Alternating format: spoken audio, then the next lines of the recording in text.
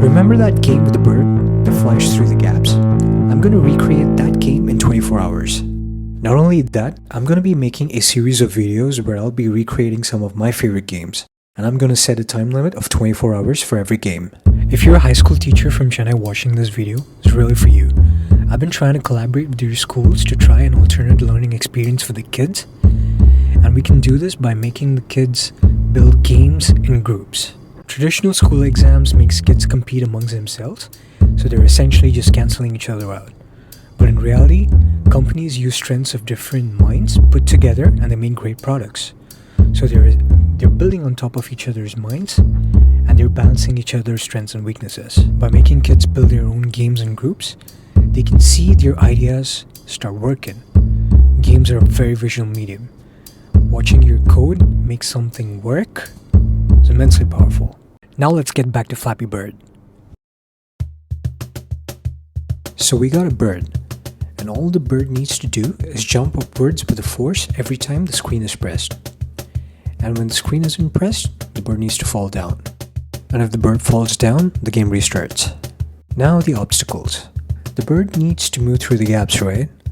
We don't need to make the bird go from left to right. Instead, we can make the obstacles go from right to left. And if the bird touches the obstacle, the game restarts. So if you put your jumping character in between these moving obstacles, you got yourself a game. Okay, time for some analogy. This whole process is like Legos. You got your individual tiny blocks, and when you snap them together in different combinations, you start making various shapes. Also, if it doesn't fit the big picture, you simply just throw it out and look for another block. All that matters is knowing what you want to make and get there somehow. Let's start making our main character design. I'm gonna make it a robot. Not that I don't like birds, but I like robots more. Cool, now we've made our first Lego block. Let's bring this into our game engine. This is where our Lego blocks get assembled. Our next task is to make a jump. There we go. Let's keep going.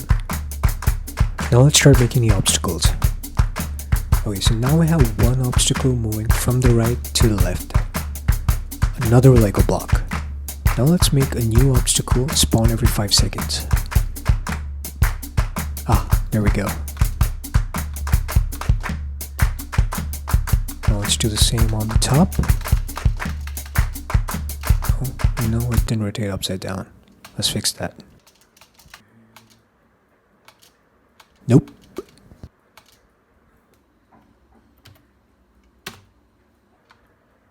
There we go. Now we gotta space it right. Let's think about this.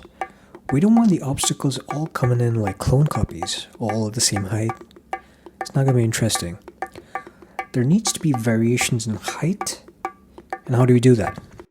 We can make it spawn randomly between 2 points. That makes it unpredictable for the player. We can also pick up an obstacle from a pool of different shapes, or Lego blocks of different shapes, and drop it for every spawn. We got the core mechanics of the game working. I still have a lot of time, so let's try adding a score system. Okay, here's the approach. So we'll be using what's called a raycast. So what this does is it will hit an imaginary line straight below to see if there's an obstacle. And we can ask the code to check if the obstacle is on the left of the raycast. And if it is, it needs to add 1 to the score. Okay, nothing's happening. No, this is not working.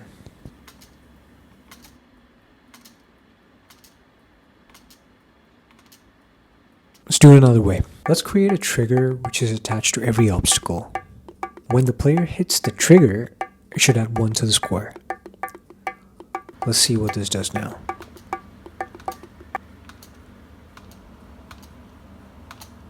Why?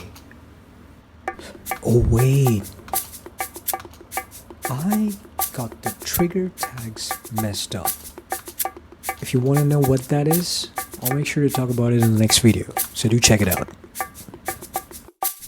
Let's go!